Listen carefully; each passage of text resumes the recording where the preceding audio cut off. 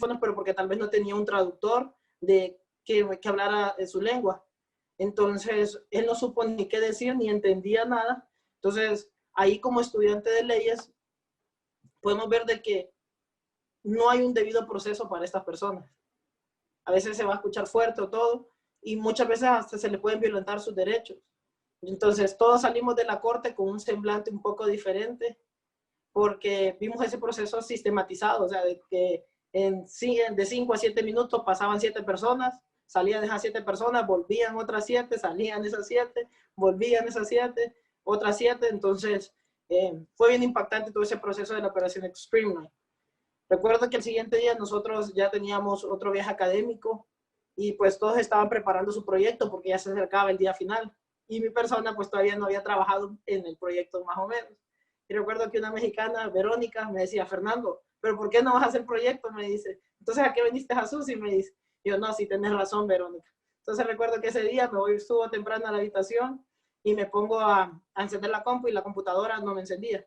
Dios mío, dije, ya no hice el proyecto, entonces dije, solo me quedan como 6 horas para, porque era la fecha límite para presentar el proyecto.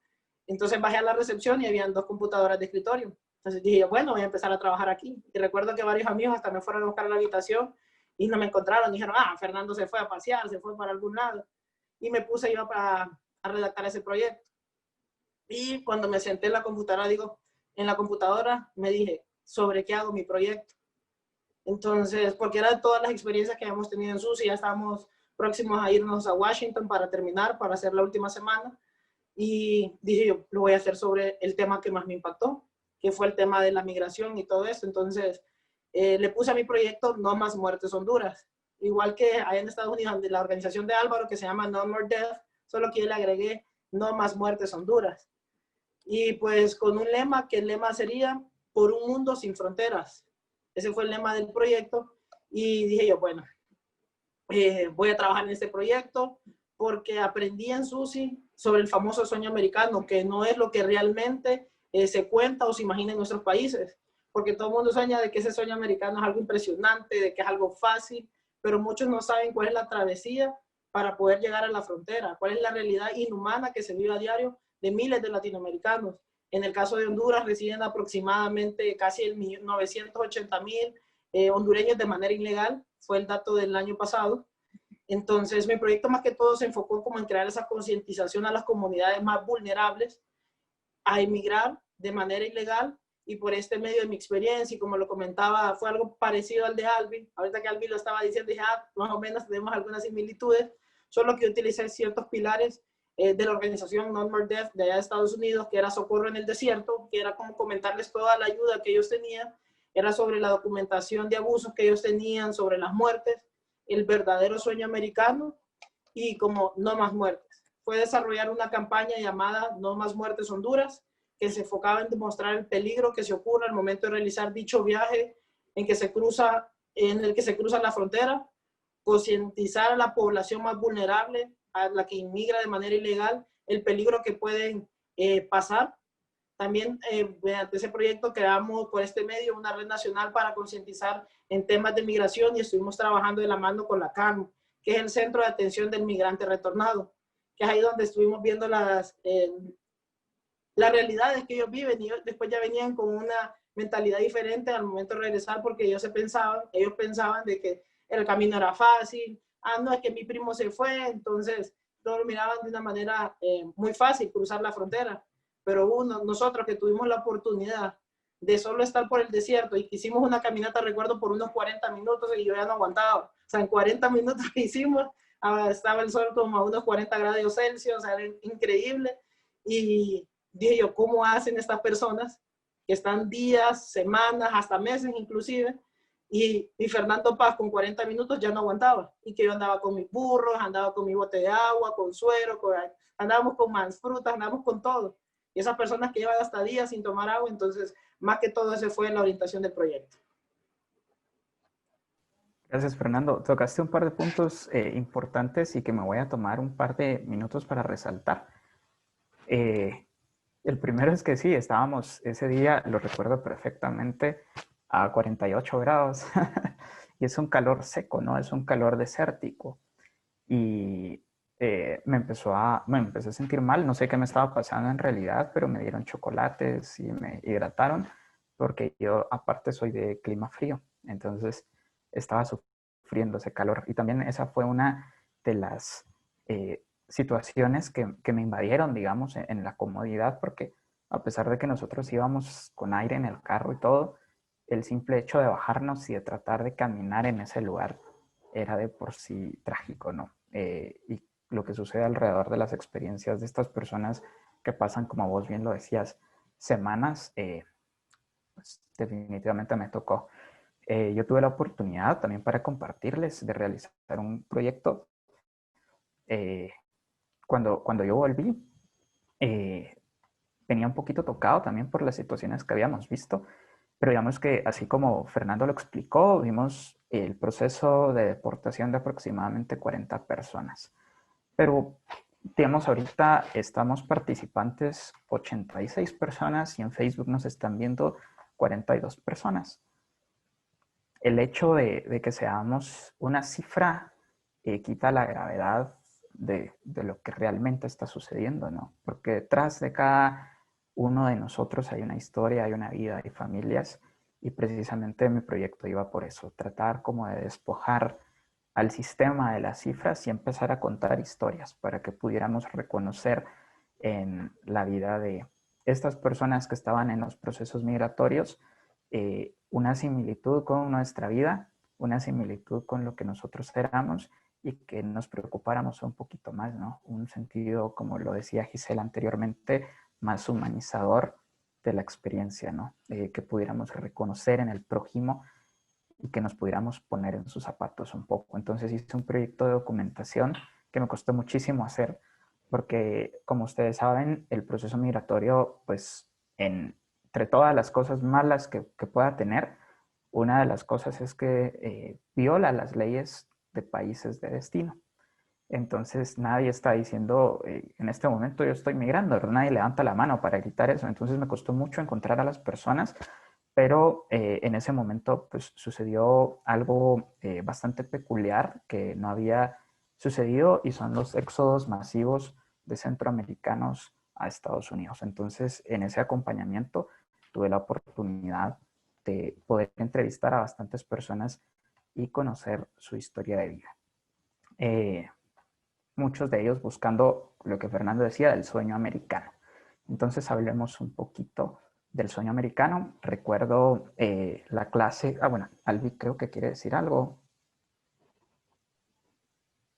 Sí, Carlos, solo si me permites, antes de que pasemos al siguiente tema, me gustaría mencionar un poco respecto a los 4 proyectos en conjunto. Creo que estos proyectos básicamente fueron la respuesta a lo vivido en Estados Unidos y no solamente a eso, sino a la verdadera realidad de nuestros países y a ese sentido de, más que todo, de sensibilidad y la parte humana, ¿no? Que todos debemos de tener. Entonces, creo que para las personas que nos están viendo en este momento, estos 4 proyectos son solamente una pequeña y mínima muestra de todo lo que se puede realizar mediante vayamos adquiriendo conocimientos y mediante vayamos entendiendo y sobre todo accesando más a esas realidades. La página y me gustaría también que tanto Giselle, Carlos y Fernando, si tuvieran alguna página, pudieran compartirla con los participantes para que de esta manera ellos también puedan darse cuenta de cómo pues los proyectos, por pequeños que sean, cambian realidades y cambian mentalidades hasta cierto punto. Y ya para finalizar, quiero compartir que en el caso de mi proyecto, los participantes pudieron escribir frases motivacionales hacia estas personas que por X o Y razón tienen que emigrar. Realmente la migración ilegal definitivamente es uno más de los flagelos en nuestros países. Y bueno, de verdad los invito a que puedan ver las frases que escribieron cada uno de los participantes Y créanme que antes de que se dieran las charlas, no hubieran pensado en esas frases. En definitiva, no las hubieran pensado. Fue hasta que se les tocó se les tocaron estos puntos, hasta que se les hace una reflexión y un análisis respecto a la verdadera situación de los países y hacia la verdadera situación que se está viviendo en Estados Unidos, y que es algo que se da día con día, ¿no? Entonces, de verdad, los invito a que puedan seguir nuestras páginas y que puedan ver los pequeños, pero hasta cierto punto notorios cambios. Me gustaría, ya que tocaste ese tema, que pudiéramos hablar también un poquito de cómo estos proyectos fueron catalizadores en la vida de las personas, digamos. Como tú bien lo dijiste en este momento, digamos que hay un antes y un después. A partir de la realización de estos proyectos, hay un cambio también de las expectativas de las personas, que muchas veces tienen una idea u otra, pero sobre todo el tema de educación, digamos, además de ponernos a reflexionar y además de crear esa sensibilidad, también tiene un impacto muy positivo en la información que tenemos, ¿no? Sobre todo ahora que hay tanta divulgación de información que no es correcta o que no es verídica. ¿Cuál es ese antes y cuál es ese después marcado en esos proyectos?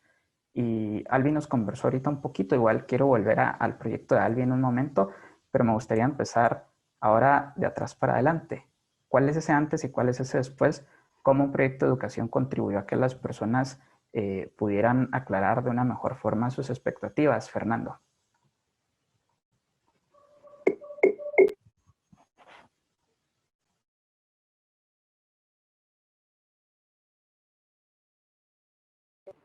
Hoy sí ya, es que no me daba el audio.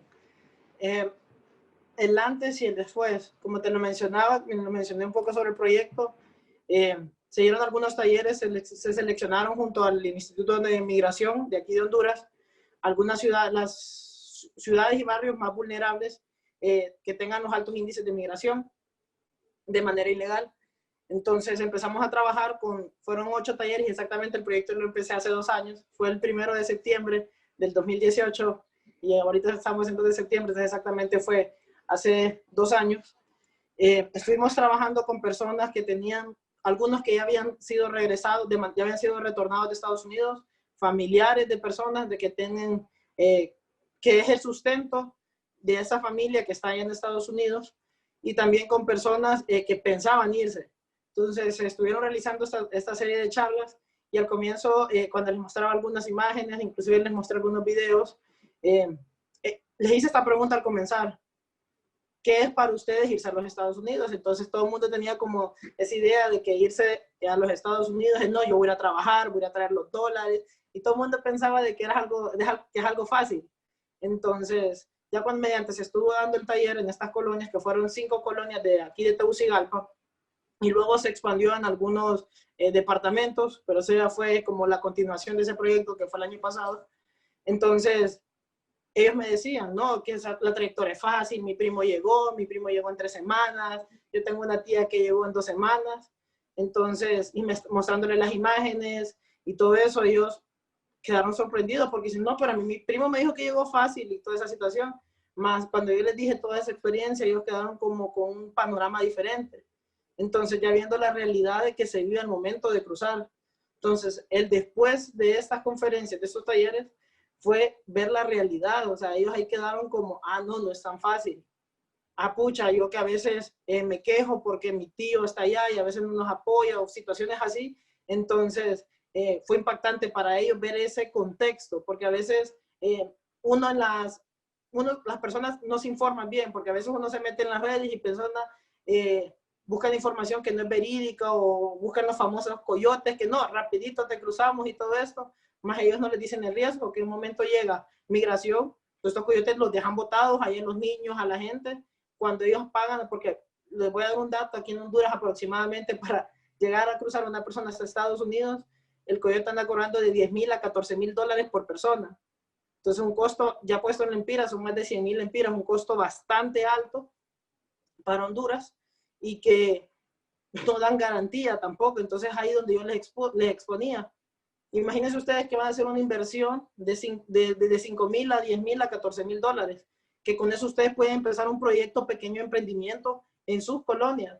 Porque dicen, no, es que mira, mi tío me lo va a mandar, mi primo me lo va a mandar, pero ¿por qué con ese dinero no empiezas un proyecto aquí? Entonces ahí fue con otro instituto, Infop se llama, el Instituto de Formación Profesional, empezamos a hacer algunas alianzas, que eso ya fue el año pasado, no fue directamente en la primera edición del proyecto.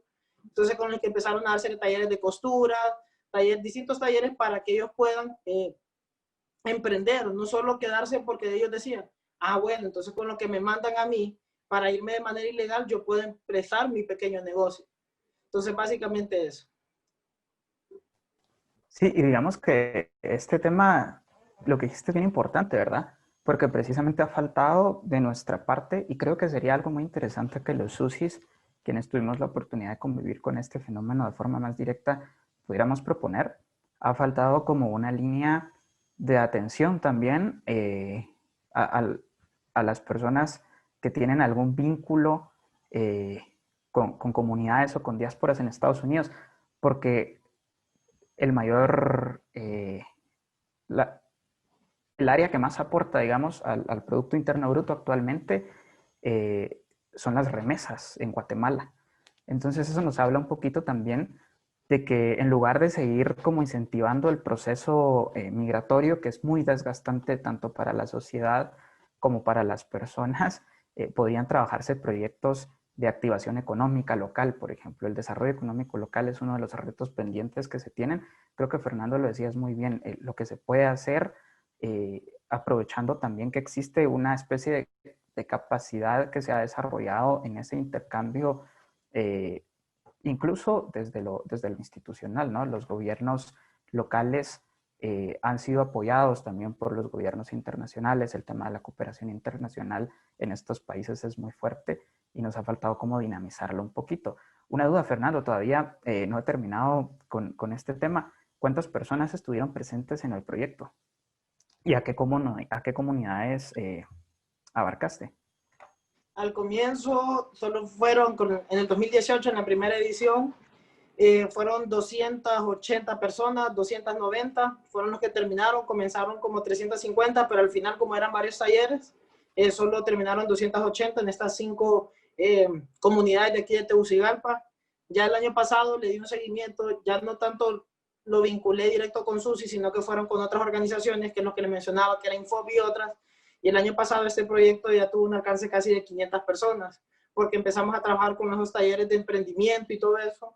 Entonces, ya lo estaba planificando para este año, pero debido a la pandemia, como todo se vino pues para abajo, ahorita pues ni virtual ni todo, porque muchos no tienen ni acceso al internet. Y solo agregando un poco a lo que dijiste vos, en Honduras también las remesas dan mucho soporte, y ahorita en tiempos de pandemia, que han habido un montón de personas que han sido suspendidas por el tema de la pandemia, han sido las remesas las que están sustentando estas familias. Gracias, Fernando, increíble. Creo que, bueno, siempre que platico con ustedes me sorprendo de lo que se ha logrado a partir de estas experiencias. Y ahorita quisiera preguntarle a Giselle, precisamente por su relación, digamos, con la academia, como ella nos explicaba, su trabajo al volver a México estuvo muy relacionado con la universidad, ¿no? ¿Cómo se da esa transformación de la retórica académica a la acción, al campo? Y me gustaría también que pudieras comentarnos un poquito de cómo sucede esto para una mujer. Porque digamos que el proceso migratorio para las mujeres es todavía más trágico, los riesgos son mayores, y cómo una mujer que estudia derecho, que es activista de derechos humanos también, digamos, puede trasladar todo este ejercicio retórico, académico, de teorización a cuestiones más concretas, más tangibles, que las personas pueden disfrutar. Me encantó ese añadido a tu pregunta de qué significa puntualmente para las mujeres. Yo creo que al regresar de SUSI, uno de los primeros panoramas con los que me encontré fue el tema de la construcción de un protocolo de género para mi universidad. Yo regresé y gané la consejería universitaria a raíz de justo estas propuestas de proyectos, de perspectiva, de derechos humanos, argumentación. Y casualmente me toca llegar a esa coyuntura en donde el Consejo Universitario estaba formulando un protocolo de actuación en primer contacto con las mujeres principalmente que son objeto de violencia de género y acoso escolar en la universidad. A mí me parece que el primer problema al que nos enfrentamos cuando somos mujeres ya en este contexto más académico es a una legislación clásica y rigurosa, una legislación universitaria que surge en la segunda mitad del siglo pasado y que a estas alturas a veces era tan estricta que no permitía dar apertura a protocolos de actuación, sobre todo cuando se trata de violencia hacia los estudiantes. Y a mí me pareció que un punto muy a favor fue que hubo una muy buena respuesta de mis compañeros estudiantes, porque hicimos alianzas en concreto para contribuir a la construcción de ese protocolo de género, alianzas también de profesoras, puntualmente de la coordinación, porque era el centro al que llegaban todas las demandas de acoso y hostigamiento, y pues era algo que pasaba, hubiera o no protocolo de actuación, era algo que iba a seguir pasando. Entonces, creo que esa fue una experiencia importante que tuve ya en este plano de ser mujer dentro de la academia. Y como parte del antes y el después, al implementar este tipo de clubes de argumentación con perspectiva de derechos humanos, yo creo que se abrió la puerta para que tuviéramos muchas alianzas, no únicamente en la Universidad Autónoma Metropolitana, incluso en el desarrollo de la pandemia hemos seguido muy activos, creando cursos aún mucho más grandes, ya no únicamente para estudiantes de Derecho de la universidad en la que estudio y en la que comenzamos, sino también para estudiantes de Derecho incluso de otros países. Hicimos un convenio de colaboración con la Universidad de Ica, Perú, un taller de dogmática. De hecho, Anderson se encuentra mirando este conversatorio, y también con la Universidad Autónoma de Nayarit tuvimos colaboraciones, que es un estado en el centro de la República, con la Universidad de Baja California y demás universidades en México, sobre todo en Chiapas y en esta región del sureste mexicano, en donde me parece que la creación de espacios en torno a la reflexión de la situación migratoria, sobre todo de esa visión humanista en la que tanto insistí en mi participación anterior, que resulta indispensable en el momento en el que nos asimilemos en el papel social que jugamos. Quizá no desde la abogacía, quizá no desde la academia, pero sí propiamente el conocer los procesos migratorios adecuados y establecidos. Ya lo comentabas que en Guatemala pues no los tienen bien establecidos. A mí me parece que igual una de las exigencias de los tratados de los que México ha sido parte es justamente la creación de legislación en torno a los procesos migratorios y de regularización de aquellos que ingresan por la frontera sur mexicana en condiciones también de necesidad humanitaria. A mí me parece que a esos temas todavía les falta mucho desarrollo, pero sí existe legislación que, si bien en estos momentos resulta muy importante, el después ahora lo veo que en el contexto de la pandemia no ha sido un tema que quede exento a pesar del peligro sanitario que se corre en estas rutas, y justo ahí tenemos puntos de oportunidad en donde los que argumentamos por los derechos humanos desde cualquiera de nuestros espacios debemos tomar con mucha responsabilidad, porque no únicamente es la formulación de políticas públicas, no únicamente es el desarrollo de una audiencia, sino también es a todo implicarle esta visión de derechos humanos, el asimilar que ahora tenemos nuevos lentes, que no vamos a ver a nuestros paisanos con ojos extraños, sino que estamos pensando ahora en comunalidad. Pienso que ese es mi después y seguirá siendo mi después, porque el pensar que no somos los únicos en este mundo nos hace identificar en nuestros vecinos, hermanos también, hermanos por los que luchamos en conjunto por causas puntuales, por necesidades determinadas, por un tiempo, por un lugar y sobre todo por un tiempo en este año en particular. Y ya que has contribuido con muchos escritores, yo creo que quiero contribuir con uno a estas alturas de la conversación, porque en el desarrollo de este antes y después que me preguntabas, recuerdo mucho el discurso de Gabriel García Márquez cuando recibe el Nobel de Literatura y describe a esta región del mundo como la patria de mujeres históricas y hombres alucinados cuya terquedad sin fin se confunde con la locura. Y yo creo que esa terquedad debemos materializarla en este tipo de proyectos que, como Carlos, Albi, Fernando hoy y seguramente muchos Susis hemos estado realizando en ese contexto del después de Susi, del después de ver todas estas experiencias con nuestros propios ojos, el sentir escalofríos cada vez que detenían a la van en la que íbamos, también el volver y ver con desprecio incluso a muchos calificativos xenófobos que nuestros connacionales hacen en torno de determinados procesos migratorios. La sensibilidad siempre será parte de esa terquedad, la sensibilidad, pero también el trabajo incansable, que creo que cada vez debe buscar nuevos espacios, nuevas experiencias y consolidarse a un punto en el que se expanda a muchos espacios más. Muchas gracias, Giselle. Creo que hay tanto que decir de lo que acabas de platicar que podríamos hacer un webinar únicamente de esto.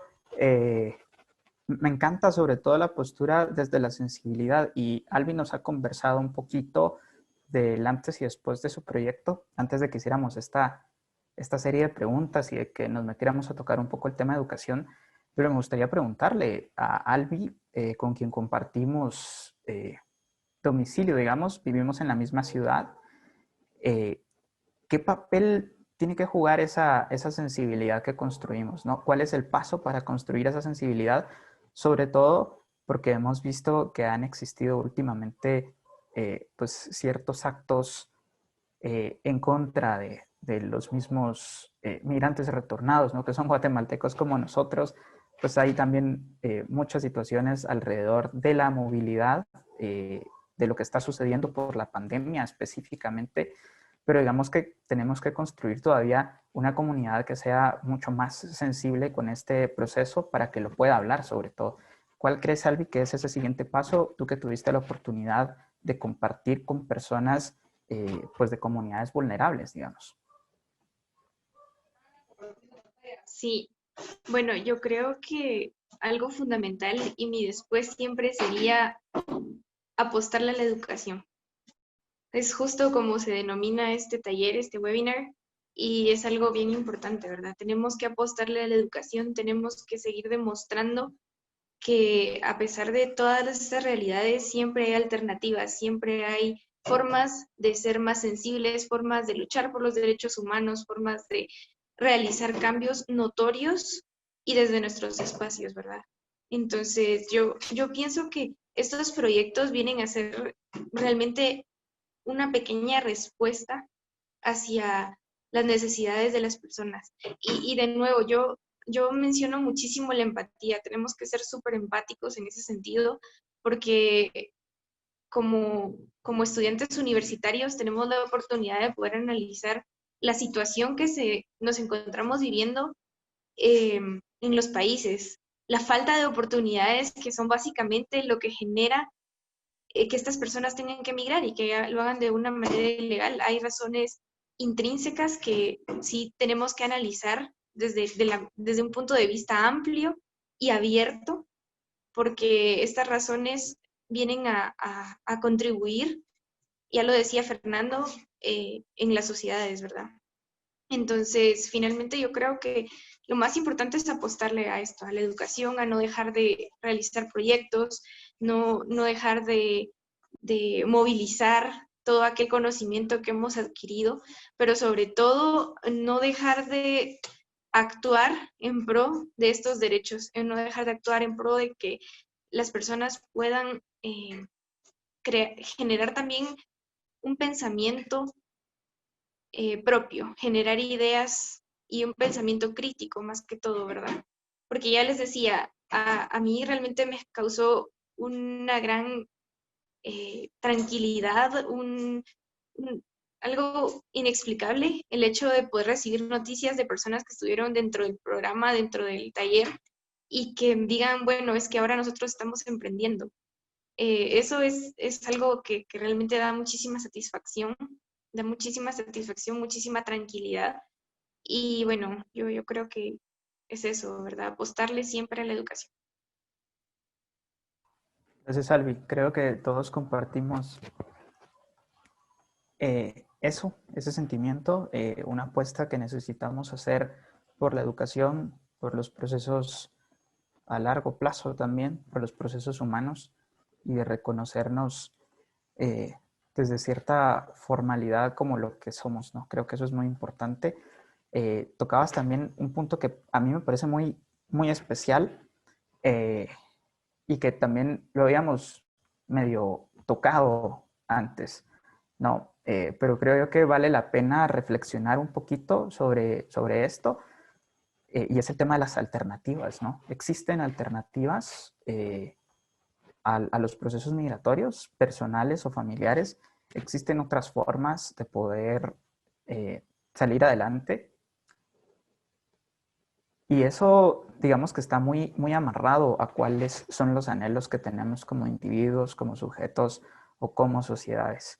Y es precisamente ahí donde entra el tema del American Dream, ¿no? El tema del sueño americano. Recuerdo que una de las clases más especiales que tuvimos en el marco de SUSI era ¿qué es el sueño americano? Con el maestro Ilan Stavans. Yo creo que fue una de mis clases favoritas y me gustaría que pudiéramos platicar un poquito de eso, ¿no? Si es el sueño americano una especie de movilidad, ¿cuáles serían también sus alternativas? Y para eso me gustaría comenzar ahora con Giselle. Sí, definitivamente creo que el sueño americano es una idea con la que crecemos muchos escuchándolo en nuestro entorno.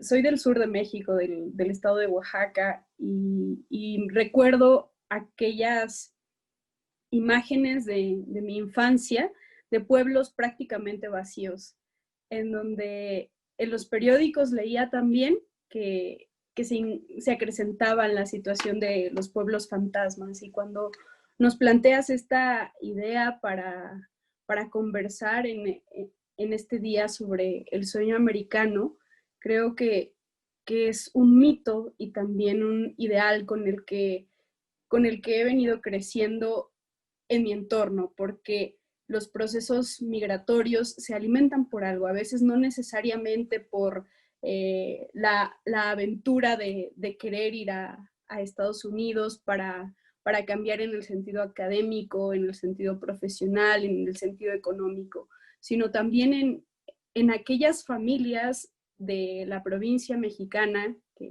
que fue en el entorno en el que he crecido hasta ahora, en donde el sueño americano ha formado parte también es la única forma de salir adelante, ¿no? Como este tipo de mitos, este tipo de leyendas o de estereotipos que incluso se tienen acerca de cómo miramos a ese vecino país y aquellos choques culturales que hemos estado hablando aquí, creo que son aquella parte que no se le ha impreso a ese mito del sueño americano, porque no se dice nunca de los riesgos, no se dice nunca también del paso tenebroso que implica la migración ilegal y sobre todo plagado de riesgos y violencia. Recuerdo mucho una escena con la que identifiqué de inmediato este tema del sueño americano, y es cuando Cuando estábamos en el juicio en los Estados Unidos, yo llevaba una blusa de mi comunidad, una blusa muy colorida por los tejidos y los textiles también. Estaba entrando a la sala de la audiencia cuando un mexicano que estaba a punto de ser juzgado voltea y me sonríe como cansado. Y yo creo que el emprender este sueño americano nunca te advierte que tienes que separarte de aquel lugar que adviertes tu hogar, que te enseña a crecer en un entorno de amor, quizá con muchísimas carencias, pero considero que ahí debe hallarse también, en el sentido comunitario, la mirada de salir adelante con trabajo, con educación, como lo dice Albi, porque a veces este sueño puede convertirse en una pesadilla. Y creo que ese es el momento más difícil. Yo lo sentí, yo no entré a Estados Unidos como de manera ilegal, pero el encontrarme con un paisano en unas condiciones bastante tristes, de cansancio, con cadenas en el cuerpo, a mí no me pareció algo que tenga que contarse o tenga que seguirse denominando un sueño. Yo creo que el sueño debe reconfigurarse a nuestro ámbito comunitario, en cómo educamos esa nueva idea de sueño, cómo el sueño se puede convertir en transformar lo que tenemos en el trabajo de nuestros países, de nuestras sociedades, en concreto de nuestras organizaciones, e identificarnos como un aparato único, un aparato único que se va moviendo con empatía, con solidaridad, con trabajo, con educación, con visión sobre todo de querer subsanar aquellos problemas, de no evadirlos, de tratarlos de raíz, de advertir que tenemos dificultades, de desechar proyectos que no funcionan, de reinventar la forma de hacer política, la forma de hacer sociedad, de hacer comunidad, porque solo así se encuentra la respuesta. Si nadie busca la respuesta, pues siempre existirá la duda.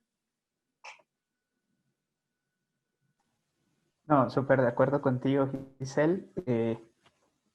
Ese sueño que se puede volver pesadilla también es muchas veces pues una pesadilla de que las personas están tratando de despertarse, ¿no? Las realidades tan precarias en las que desafortunadamente muchos han tenido que crecer, pero que tenemos el compromiso, o por lo menos tenemos que intentarlo, ¿no? El hecho de mejorar estos espacios, estos entornos, de articularnos, de construir comunidades pues que sean mucho más resistentes a las embestidas de las injusticias, muchas veces incluso históricas. Eso es muy importante. Yo tuve la oportunidad de preguntarle tal vez a 40 personas que estaban en estos éxodos masivos, por qué se iban, ¿no? Y me decían muchos por el sueño americano, y les pedía, en las grabaciones está eso documentado, que me dijeran cuál era el sueño americano, y puedo decir que ninguno me supo responder, ¿no? Porque es de pronto esa idea que está ahí, pero que no sabemos reconocer. Tiene, por supuesto, razones mucho más profundas, mucho más históricas, pero que igual es importante que empecemos a conversar en nuestros espacios de lo que significa ese sueño, de lo que significa querer un mejor lugar, pero que puede ser de pronto el sueño guatemalteco, el sueño mexicano y el sueño hondureño. ¿Cuáles podrían ser esos sueños hondureños, Fernando? Es una pregunta difícil, ¿verdad? Pero ¿cuál sería ese sueño? Yo siempre que decía en el sueño americano, pero ¿por qué le llaman sueño americano si todos somos América? Decía yo. Entonces el sueño americano también no solo es de Estados Unidos, sino que el sueño americano es de México, el sueño americano es de Guatemala, es de Honduras, porque todos somos América. Pero es un poco difícil, ya que había un filósofo de la Universidad de Yale, Daniel Markovits, creo que se llamaba, no recuerdo muy bien el apellido, que él decía que el sueño americano en realidad es una trampa de la meritocracia. ¿Y por qué es una trampa de la meritocracia? Porque es un sistema socioeconómico que no solo se evita en las clases medias y bajas, sino que aspiran a escalar a otros estratos sociales, porque es lo que pasa, mucha gente de Honduras, de Guatemala, de El Salvador, se va por una mejor condición de vida o porque tal vez no se dan esas oportunidades en nuestro país. Eso es lo que más menciona, y eso lo mencionaba mucho en el taller, de que no, aquí en Honduras pues no hay oportunidades laborales, no, aquí en Honduras la corrupción, no, aquí en Honduras la violencia, las maras, las pandillas, que en parte tiene razón, no vamos a quitar esa parte tampoco, ¿verdad? Pero hay que buscar esas alternativas, y como lo mencionaba Albi, la educación es una de las armas más fuertes para salir de este flagelo. Y recuerdo que comenzaron una campaña aquí en Honduras con la embajada americana que se llamaba Tu Norte está aquí, porque todo el mundo anda buscando el norte. Allá no sé si las demás embajadas de los otros países, pero aquí en Honduras se llamaba la campaña Tu Norte está aquí. Y era para dar a concientizar de que las oportunidades y todo lo van a encontrar aquí en nuestro país.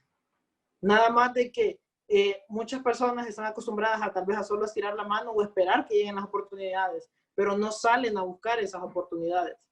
Entonces es ahí donde ese sueño americano, como lo mencionaba, lo podemos convertir en un sueño hondureño, en un sueño guatemalteco, en un sueño mexicano, que a veces nosotros mismos somos los que ponemos esas ataduras o esas barreras, porque sí, no, o sea, yo a veces me quedaba, cuando tuve la oportunidad de estar ahorita en Sucia, decía yo, no solo en Honduras pasan estas cosas, pero de ahí cuando compartía con los guatemaltecos, vivimos situaciones similares, con los mexicanos vivimos situaciones similares, que uno piensa, ah, no, México no tiene pobreza, México acá, o tal vez Guatemala tampoco, entonces, pero al escucharlos a ellos, escuchamos las mismas situaciones. Entonces es ahí donde esa arma que se llama educación debe venir a cambiar esas perspectivas. Y también no solo hay que dejarle a la gente, sino que también estos gobiernos deben crear políticas públicas que favorezcan al pueblo. Porque muchas veces en los discursos, y a veces puede escuchar un poco fuerte ahorita, solo se decir, no, de que qué barbaridad, que los que se van en las caravanas son ladrones, son delincuentes, son aquí. Pero muchas de esa gente se van porque tal vez no tienen qué comer, o sea, su familia no tiene un plato de comida. Entonces, eso sería. Sí, acá también está el programa de Tu Norte, está acá, en Guatemala. Me imagino que es una política regional. Me gustaría preguntarle ahora a Albi, ya que compartimos espacio geográfico, ¿cómo vamos a construir ese sueño guatemalteco, Albi? Bueno, para empezar, con respecto a la frase del sueño americano. Creo que la frase del sueño americano es, en principio, una frase cultural, una frase estructural, la cual es bastante difícil poder cambiarla, es bastante difícil poder explicarla, porque en realidad viene a ser algo abstracto para muchas personas. Y ya lo decías tú, Carlos, no saben qué responder al momento en que se les pregunta qué es el sueño americano. Y en realidad depende de nosotros poder cambiar esta perspectiva, poder cambiar esta situación y poder decir de que verdaderamente el sueño guatemalteco se basa en cambiar realidades. Esa es la clave, cambiar realidades, poder apostarle al país, poder realizar movimientos notorios en la sociedad. Eso es fundamental. Esa sería la forma en que podríamos cambiar poco a poco. No es algo que se pueda realizar tan rápido, porque ya lo decía, es algo estructural, es algo social y sobre todo es algo que está enraizado en muchas personas.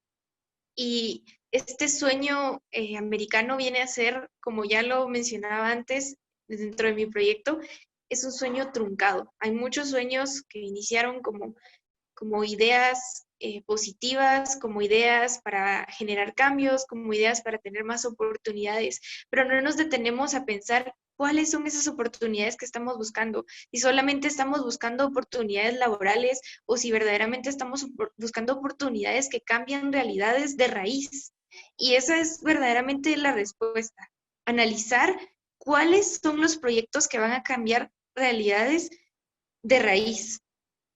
La fuga de cerebros, la fuga de mentalidades que se dan de nuestro país hacia Estados Unidos o incluso cualquier otro país, es algo que Guatemala llora todos los días.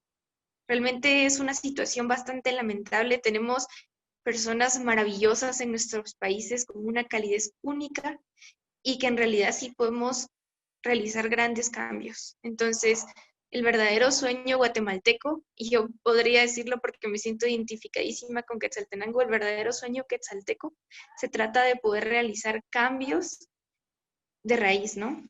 Cambios que verdaderamente le apostemos a eliminar aquellas ideas vacías o ideas que por las situaciones que hemos tenido que pasar nos han desviado la mentalidad y nos han desviado a no poner prioridades, ¿no?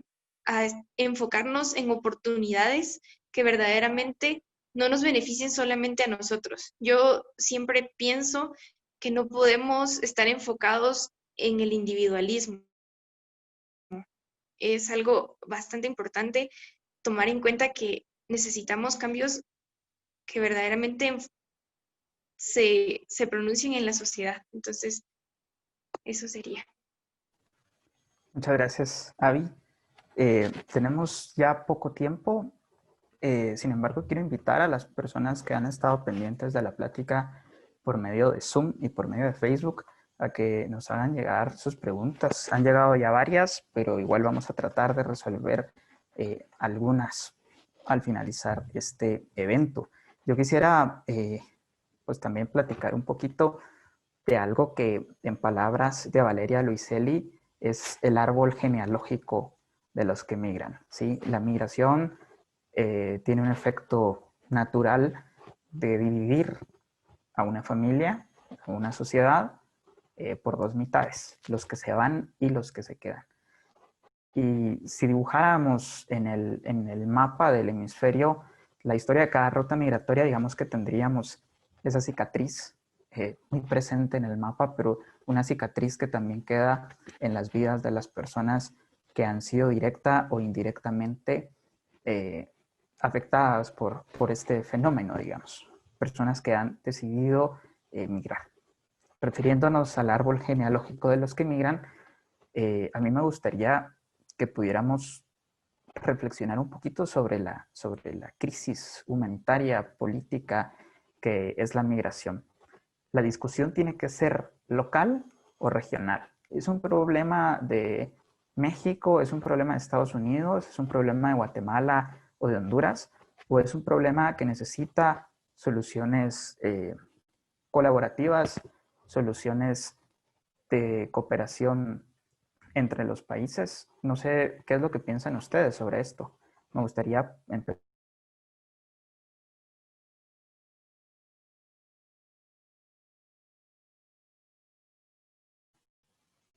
¿No me escuchan? Ok, ¿ya me escuchan? Sí. Me gustaría que pudiéramos... Sí me escucharon la pregunta, ¿verdad? ¿No? Ok. Me gustaría que pudiéramos reflexionar un poquito sobre el árbol genealógico de los que migran, de los que se fueron, de los que se quedaron. Hay muchas repercusiones. Hay también muchos factores que son incidentes en lo que sucede con la migración. Por ejemplo, el tema del crimen organizado tiene una relación natural con estos procesos, ¿no? Los jóvenes que se quedan, digamos, sin sus padres son más vulnerables ante estas estructuras. Las personas, además, se van por estructuras que funcionan fuera de los límites de la ley, ¿no?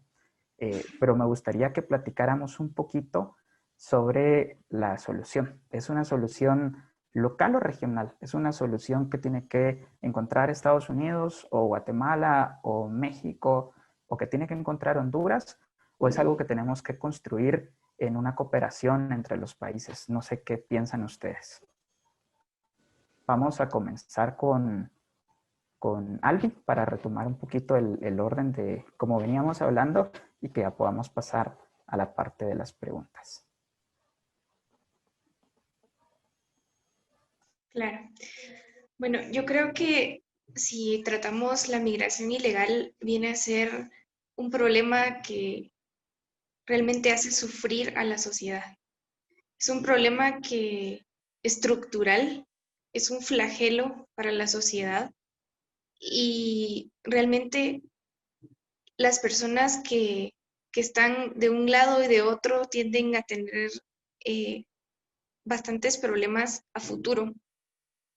Lo platicaba dentro de uno de los talleres que tuve la oportunidad de dar con jóvenes, y la necesidad que se requiere de una familia estructural, una familia que pueda, ya lo sabemos, ¿verdad? La familia es la base de la sociedad, y el problema es cuando se da esta desintegración familiar, cómo repercute en la vida de las demás personas. Y justamente de esto es que parte de lo que mencionábamos anteriormente con lo del sueño americano. ¿De dónde es que viene esto del sueño americano? Lo que pasa es de que, bueno, personas de mi familia han migrado de una manera ilegal, y gracias a ellos es que yo hoy puedo recibir remesas, gracias a ellos es que yo hoy puedo tener, no sé, algún otro tipo de oportunidades, pero realmente, ¿qué hay detrás de todo esto? Hay comunidades en Quetzaltenango propiamente que tienen incluso nombres de algunos estados de Estados Unidos. Y es básicamente porque han formado todo esto a razón de la migración, pero que hay de todas estas personas que se quedan en el país, todos estos hijos que no han tenido como la oportunidad de poder desarrollarse con sus familias, ¿verdad? Entonces, creo que es una problemática bastante amplia, pero que podemos sobrellevarla trabajando todos juntos. Yo creo que no es precisamente, se puede iniciar desde lo local, pero también es importante que tratemos de abarcar lo más que se pueda. Hoy por hoy nos encontramos reunidos 4 países, o 3 países, y realmente, Susi, es una situación en la que pudimos compartir con otras personas de Centroamérica y de México, y realmente pudimos darnos cuenta que las situaciones tan difíciles son similares en los países. No hay mayor diferencia. Nos dimos cuenta también de que la forma en que se sobrellevan estos problemas puede realizarse mediante nosotros como líderes en las comunidades, podemos ayudar a generar estos cambios. Entonces, creo que algo fundamental en esta ocasión es darse cuenta de, de los problemas a largo plazo. No solamente es de decir, bueno, la migración es un problema y lo vamos a dejar hasta ahí, ¿verdad? Sino que tratar de analizarlo, tratar de profundizarlo un poco más, tratar de ver cuáles son las razones y sobre todo ayudar a generar oportunidades dentro de nuestras comunidades para que pues esto se vaya mitigando poco a poco. Muchas gracias, Albi. No sé, Giselle, ¿qué te parece sobre estas soluciones, ¿no? ¿Cuál es la forma integral de irlas planteando? Y también cómo podemos pensar en esas personas que se quedan, que creo que también hay un proyecto pues de nación pendiente para ellos, ¿no? Para que no tengan que seguir esta ruta tan dolorosa, sino que puedan encontrar en México, en tu caso, en el nuestro, en Guatemala, en el de Fernando de Honduras, un país en el que quieran quedarse. Yo coincido mucho con lo que refirió Albi acerca de pensar la migración no desde el focalizarlo como un problema de momento, ¿no? Sino profundizar en todas las implicaciones históricas que la migración en el mundo ha propiciado. Considero que la migración es un tema que nunca va a desaparecer de la historia de la humanidad. Creo que está inmerso en la construcción de todas las sociedades, la constante movilidad. Creo que por alguna razón u otra, determinado grupo de personas marchan hacia un lugar distinto. Sin embargo, creo que puntualmente para el caso que estamos abordando, y es justo el paso de Centroamérica hacia los Estados Unidos, es más importante aún abordar el tema desde la raíz, en cómo diferentes aspectos sociales orientan a que estos procesos migratorios continúen intrínsecos a esta columna de movilidad que existe, y movilidad ilegal principalmente. Y creo firmemente que la solución está en la cooperación internacional. No puede seguir esta idea de la deuda nacional o incluso del proyecto de nación, porque si la nación se concibe en un estado irrestrictamente estado nacional, es decir, únicamente encuadrar los márgenes de actuación o de proyección incluso de acciones de gobierno hacia un territorio determinado, llamémosle México, Guatemala, Honduras, Estados Unidos, El Salvador o cualquier país de la región, pues no va a poder prosperar en temas como la migración, porque es un tema que implica y que involucra a más de 2 países por lo menos.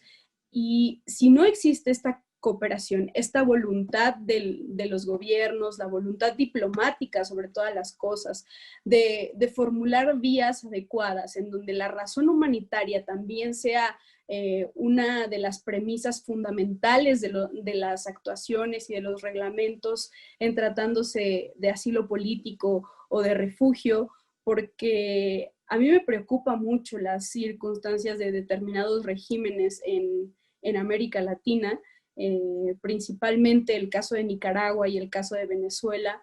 Creo que la solidaridad internacional es una deuda que tenemos como parte del árbol genealógico de América Latina. No somos una nación, somos muchas naciones. Y justamente la idea de multiculturalismo creo que debe estar inmersa en este tipo de proyectos regionales en donde se visualice el trabajo en equipo, es decir, de acuerdo a las posibilidades que tenga cada estado en su conjunto, cada país, cada región migratoria, tienen que imprimir algunas medidas alternativas, porque estamos hablando de humanos, no de personas que podemos deportar libremente y van a llegar a puerto seguro. Estamos hablando de una crisis de valores, no únicamente en las instituciones, sino también dentro de la sociedad, en donde la persecución política no ha cesado, en donde parecía que a estas alturas incluso el cacicazgo había quedado encerrado en los libros de historias. Eso no sucede. El incrementar el odio, la xenofobia, el racismo, a mí me parece que en estos últimos años está llevando a un punto demasiado convulso a la región, y en tratándose de estos procesos migratorios no es la excepción. El mirarnos como que no somos una nación y somos muchas naciones, creo que es lo que debe preponderar para que el timón de este barco que llevamos en este pasaje, que yo le digo el pasaje tenebroso, reoriente hacia una nueva luz, hacia nuevas perspectivas incluso, que modifiquen ese árbol genealógico, que no dejen espacios vacíos, que no le dejen espacio al crimen, al odio, a la xenofobia, a la falta de educación y a la falta de oportunidades, sino que sea un árbol que ahora florezca con nuevos proyectos, que consolide ideas en concreto de la cooperación internacional y sobre todo también la no intervención, que a mí me parece un tema importante, pero sí de la exigencia mutua a los estados. Muchas gracias, Giselle. Creo que has aportado algo que es fundamental y que tiene que ver precisamente con el andamiaje, con la institucionalidad que tenemos que desarrollar. Albi tiene la palabra. Me imagino que es alguna alusión, entonces antes de pasar con Fernando la vamos a tomar. Pero volviendo al hilo, ¿no? A la idea, esta institucionalidad que ahora es tan frágil, pero que debemos de desarrollar para que también los países, nuestros países, puedan permitir pues el desarrollo humano, ¿no? Sin tener que motivar otro tipo de situaciones. No sé, Albi, si querías aportar algo. Sí, solo un comentario corto respecto a esto y para poder compartir con las personas que nos están viendo en este momento y relativo al programa SUSI, del cual nosotros 4 fuimos parte. Básicamente estábamos bastante enfocados también en la creación de políticas públicas. Y creo que las políticas públicas no es algo que solamente depende de los gobiernos, no es algo que solamente depende pues básicamente de los gobiernos, sino que también depende de nosotros como jóvenes, que tanto podemos aportar para dar ideas y en esto de la formulación de las políticas públicas. Ahora justamente veían dentro de los comentarios en Facebook y alguien preguntaba lo relativo a que si los gobiernos combaten esta situación de la migración ilegal y tomando en cuenta lo de las remesas. Yo creo que no voy a hacer mayor énfasis en esto, pero sí quiero decir de que como jóvenes y en realidad como sociedad civil podemos aportar bastantes ideas y no solamente ideas, sino que iniciativas respecto a políticas públicas enfocadas en estas necesidades que hemos tenido la oportunidad de ver. O sea, ¿cuál es lo fundamental de las políticas públicas? Las necesidades de las personas, las necesidades que tienden a darse en el día a día y enfocados en esto de la migración ilegal, es de analizarlo de raíz y de proponer verdaderas soluciones y aportar ideas que puedan repercutir de una manera un tanto más amplia. Gracias. Igual supongo que es alusión, entonces le voy a dar la palabra a Giselle y Fernando, no te estoy dando, nosotros en Inanición le llamamos a un proceso de ingeniería donde pasa eso, ¿no? Que alguien pide la palabra y se la están dando otros dos y el tercero la toma. Pero ya vamos a ir con vos, Fernando. Ahorita vamos a poder platicar un poco, solo me gustaría que Giselle igual pueda complementar su comentario.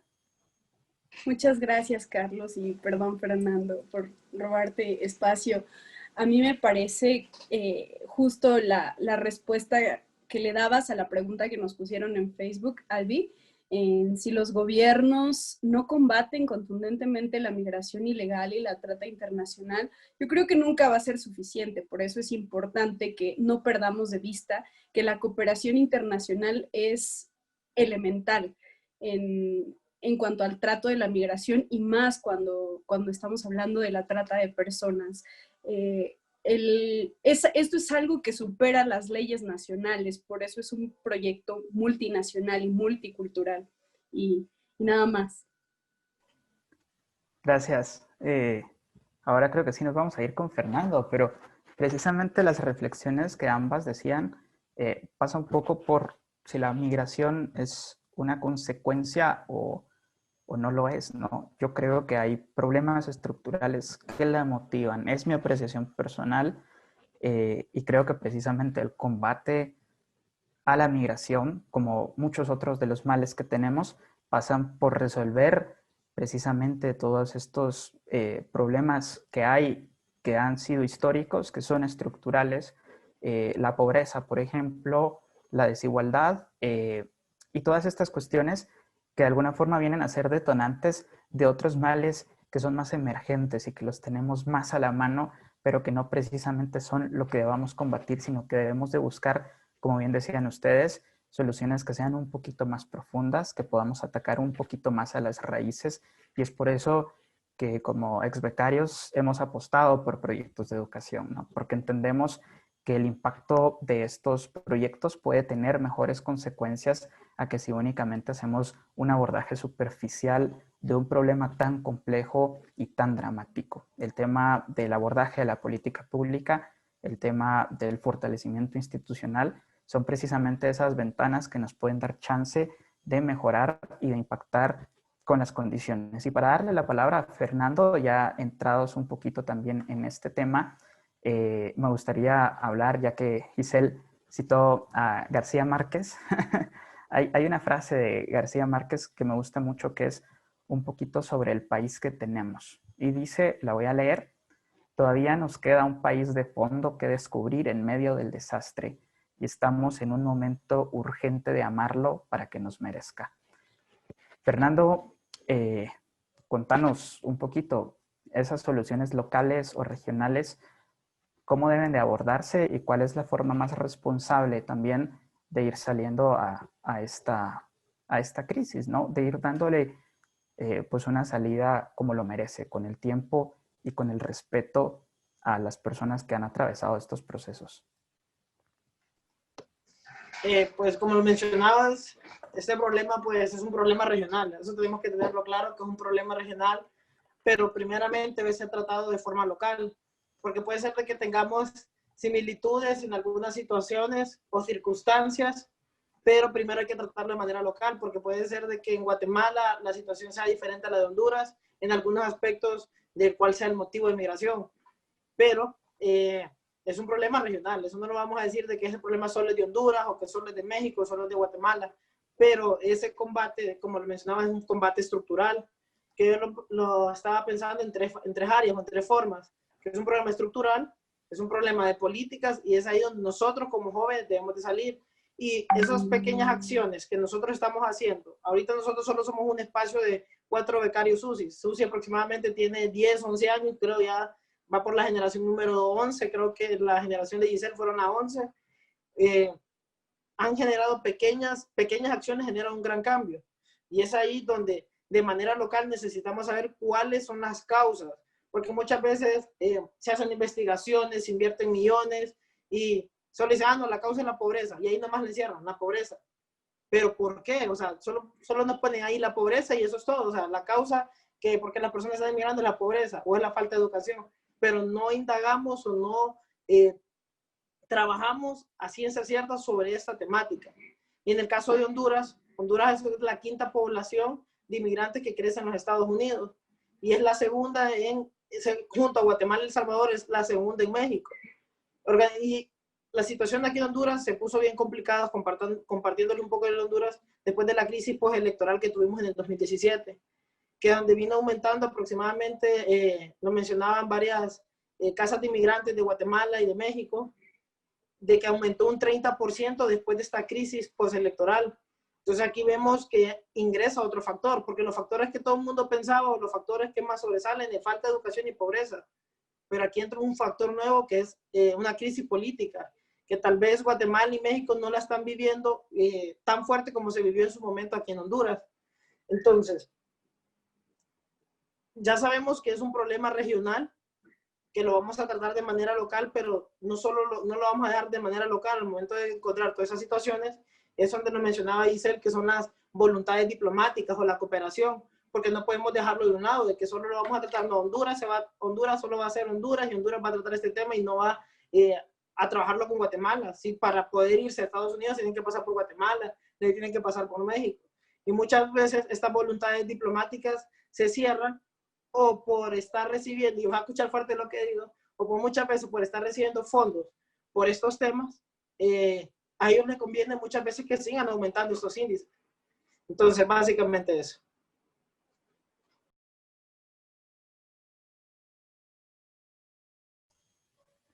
Ya, perdón, he estado teniendo problemas con activar el sonido.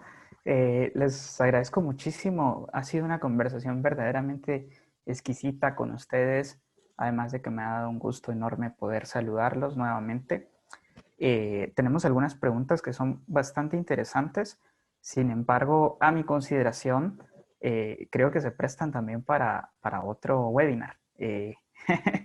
Y me comprometo personalmente que podamos buscar el espacio para resolverlas, precisamente porque abordan temas que nosotros tocamos de una forma muy profunda en el transcurso de la beca. Y creo que hay ahí algunas cuestiones que merecen mucho tiempo, que necesitamos abordar con la delicadeza y con el margen respectivo, y que es muy importante que tengamos pues esa conciencia de que es un tema que no se puede tocar tampoco a la ligera. Las preguntas han sido anotadas. Vamos a estar realizando esta convocatoria para poder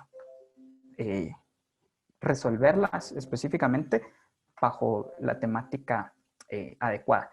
Me gustaría darles 30 segundos a cada uno de los panelistas del día de hoy para que se puedan despedir, y le quiero pedir por favor a las personas que están conectadas que todavía no se vayan, porque nos quedan otros 2 puntos muy breves, por cierto, en la agenda, pero antes de eso pues vamos a despedirnos de nuestros panelistas. Alvin. Gracias, Carlos. Giselle, Fernando, para mí fue un gusto poder compartir con ustedes. En definitiva, cada vez que nosotros tenemos la oportunidad de reunirnos, es algo muy bonito. En realidad me enriquece muchísimo poder escucharles, poder compartir con ustedes, pero en esta oportunidad también quiero agradecer a las personas que estuvieron conectadas. Y nuevamente, yo quiero mencionar, apostémosle a la educación, apostémosle a generar cambios de raíz, seamos más empáticos, veamos que todas las situaciones que se dan en nuestro país, todos estos flagelos como la migración, tienen sus consecuencias a futuro y es por eso que debemos de tomar cartas en el asunto. Debemos de tomar cartas en el asunto y debemos de analizar de qué forma desde nuestros espacios podemos ayudar. Y de verdad, muchísimas gracias a todos los que estuvieron conectados y estamos para servirles. Los invito también a darle a like y seguir a nuestras páginas. En el caso de la página de mi proyecto de Sueños versus Realidades Guatemala, pues espero que puedan encontrarse con algunas de estas frases que los participantes escribieron, que nos llaman a la reflexión respecto a la situación que nos encontramos viviendo, pero que también hay una salida y también hay formas de poder sobrellevar las cosas y que como jóvenes, como sociedad civil podemos cambiar, ¿verdad? Entonces, solamente. Gracias, Salvi. Giselle. Pues muchas gracias, Carlos, Albi, especialmente por haberme dado la oportunidad de estar en este espacio conversando con ustedes. Fernando, es un gusto conocerte, por lo menos virtualmente.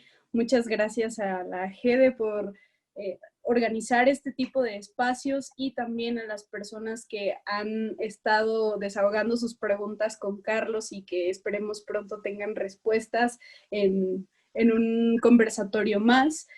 Pienso que es muy importante que sigamos construyendo estas líneas de discusión, estos espacios en donde podamos reflexionar en torno a nuestras experiencias, a las vivencias y compartir nuestra mirada plagada de nuestras experiencias con otras personas que también tengan la oportunidad de ver con nuestros ojos, con los ojos de Fernando, con los ojos de Carlos, de Albi, de todas las personas con las que se encuentren en su paso por la vida, porque eso nos hará construir una educación con perspectiva de derechos humanos, con perspectiva humanitaria, con perspectiva que opte por la no discriminación, porque también la mala educación es la que ha acrecentado los grandes odios que han lacerado a nuestras sociedades, a cada uno de nuestros países, y que esos grandes odios han destruido lo que en algún momento fueron grandes proyectos. Entonces, alimentemos los proyectos y no seamos ese ente incómodo, disruptivo que acrecente la discriminación en toda la extensión de la palabra. Muchas gracias, Giselle. Fernando. Solamente darle las gracias a Gede igual por la invitación, a todas las personas que estuvieron viéndonos por Facebook y por Zoom, igual a Giselle y a Albi, que pues, como dice Giselle, solo conocernos por esta situación, por cámara, pero espero pronto conocerlas, e igual a Carlos, volver a vernos dentro de poco, y seamos agentes de cambio, seamos agentes verdaderos, porque hay que salirnos del discurso, porque muchas veces podemos estar hablando, pero a veces las palabras solo quedan en papel. Tenemos que accionar. Hay un dicho que dice: una golondrina no hace verano, pero imagínense varios jóvenes, ahorita vemos 4 golondrinas aquí haciendo verano. Entonces, si una persona, si ustedes como jóvenes pueden hacer un cambio desde su comunidad, a veces dicen, no, pero es que yo no voy a hacer un cambio, pero van a haber más jóvenes en otras comunidades haciendo ese cambio. Entonces, solamente darle las gracias y pues ahí estamos pendientes. Creo que, Fernando, lo has dicho. De mi parte, igual quiero agradecerles a Giselle, a quien no tengo la oportunidad de conocer más allá de una pantalla, y a Albi y a Fernando, que son amigos a quienes les tengo mucho cariño, con quienes he compartido también otro tipo de experiencias. Yo quiero además extender una invitación a la comunidad de exbecarios SUSIS para que sigamos siendo quienes hemos sido hasta este momento, agentes de cambio, agentes comprometidos con sus realidades, a que aprovechemos este liderazgo, pero más allá del liderazgo, que existimos y coexistimos en una comunidad, que somos una red muy fuerte y que estoy seguro que podemos aprovechar, que podemos potenciar y que eso va a contribuir para que nuestros países cada vez encuentren una ruta para mejores oportunidades y una mejor calidad de vida. Yo les quiero pedir, por favor, que no se retiren, a los participantes en general, no únicamente a los panelistas, porque viene una parte que para nosotros es muy importante, y es que precisamente en estos tiempos de pandemia, en estos tiempos en los que a algunos nos ha tocado conocernos en la virtualidad, es muy importante que podamos saber con quiénes convivimos en este tiempo. Entonces, hemos acostumbrado en estas actividades a pedirle al público en general que encienda su cámara un momento para que los podamos saludar, para que sepamos quiénes son los que están detrás de esa pantalla negra y que podamos construir de poquitos y con las facilidades o dificultades que tenemos a mitad de esta crisis, una comunidad. Me da mucho gusto además ver que la mayoría de los participantes son bastante jóvenes también. Veo también que estuvo pendiente la comunidad de expecarios en general del Departamento de Estado, a quienes agradecemos por habernos presentado en uno o en otro momento. Vamos a tomar unas fotografías, entonces su mejor sonrisa. Bueno, quienes hayan tenido problemas con su cámara, no se preocupen. Se siguen encendiendo algunas cámaras.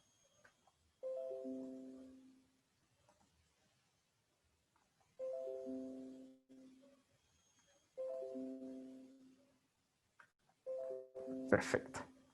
Les quiero agradecer muchísimo. Ahora viene la última parte. Les juro que solamente les voy a robar 2 minutos.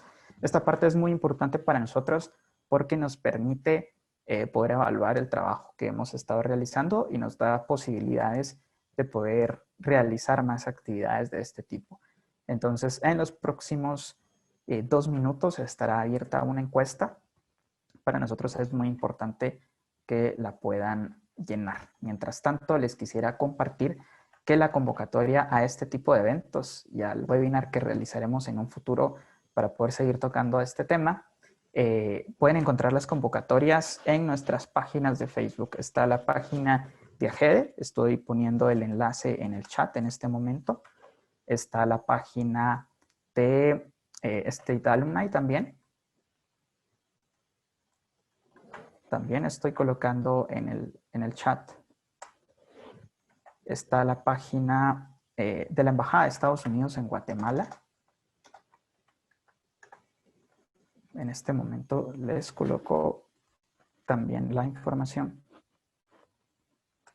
Y todas las convocatorias de nuestras actividades las pueden encontrar específicamente en estas páginas. Además, les quisiera compartir que tenemos un canal de WhatsApp habilitado. Ese canal es muy importante que si están interesados en recibir las convocatorias directamente a su teléfono, nos agreguen a sus contactos. El tema de tenernos en su agenda es muy importante. Nos envíen un mensajito de WhatsApp diciendo que tienen interés en recibir nuestras convocatorias y a partir de este momento les estará llegando toda la información relacionada a nuestras actividades. Estos son los 4 medios por los que nosotros nos comunicamos normalmente. Tenemos en este momento aproximadamente 15 segundos para poder responder la encuesta. Le agradecemos también a las personas que estuvieron presentes en Facebook y que estuvieron comentando y participando.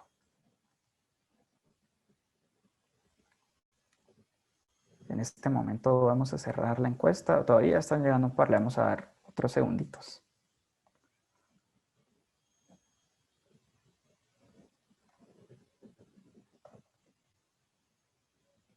Y la vamos a cerrar en este momento. Les quiero agradecer a las personas que la contestaron.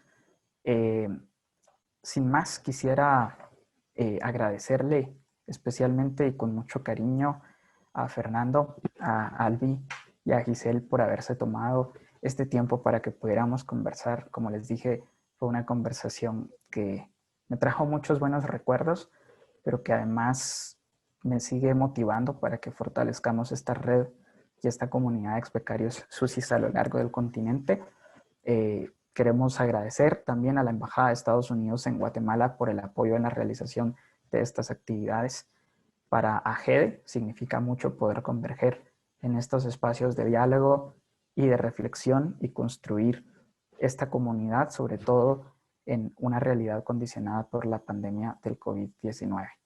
No me queda nada más que reiterar mi agradecimiento y desearles una feliz noche a todas y todos.